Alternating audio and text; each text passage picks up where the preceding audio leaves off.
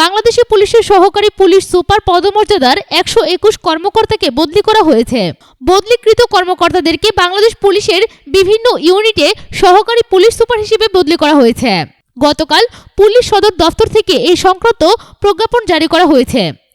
বদলি আদেশে বলা হয়েছে, নির্বাচন কমিশন সচিবালয়ের সম্মতিক্রমে তাদের বদলি করা হলো।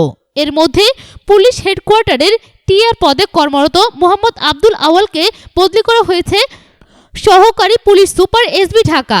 পুলিশ হেডকোয়ার্টারের টিআর পদে কর্মরত মোহাম্মদ জুয়েল রানাকে নারায়ণগঞ্জ শিল্পায়ন পুলিশের সহকারী পুলিশ সুপার হিসেবে, পুলিশ হেডকোয়ার্টারের টিআর পদে কর্মরত বিএম শাহরিয়ার আবদুল্লাহ বিন ফরিদকে মানিকগঞ্জ সিআইডির সহকারী পুলিশ সুপার হিসেবে, পুলিশ হেডকোয়ার্টারের টিআর পদে কর্মরত কাজী আবু সাইদকে শরীয়তপুর সিআইডির সহকারী পুলিশ সুপার হিসেবে, পুলিশ হেডকোয়ার্টারের টিআর পদে কর্মরত মোহাম্মদ সরোয়ার হোসাইন নরসিংদীর এন্টি ট্যুরিজম ইউনিটের সহকারী পুলিশ সুপার হিসেবে, পুলিশ হেডকোয়ার্টারের টিআর পদে কর্মরত শোভন চন্দ্রকে পটুয়াখালীর সহকারী পুলিশ সুপার হিসেবে, পুলিশ হেডকোয়ার্টারের টিআর পদে কর্মরত মেহেদী হাসান শাকিলকে বরগুনা সদরের সহকারী পুলিশ সুপার হিসেবে, এছাড়া মোহাম্মদ মোজাহিদুল ইসলামকে চট্টগ্রামের সহকারী পুলিশ কমিশনার 121 জনকে পরবর্তী নির্দেশ না দেওয়া পর্যন্ত বদলিকৃত স্থানে দায়িত্ব পালন করে যেতে বলা হয়েছে।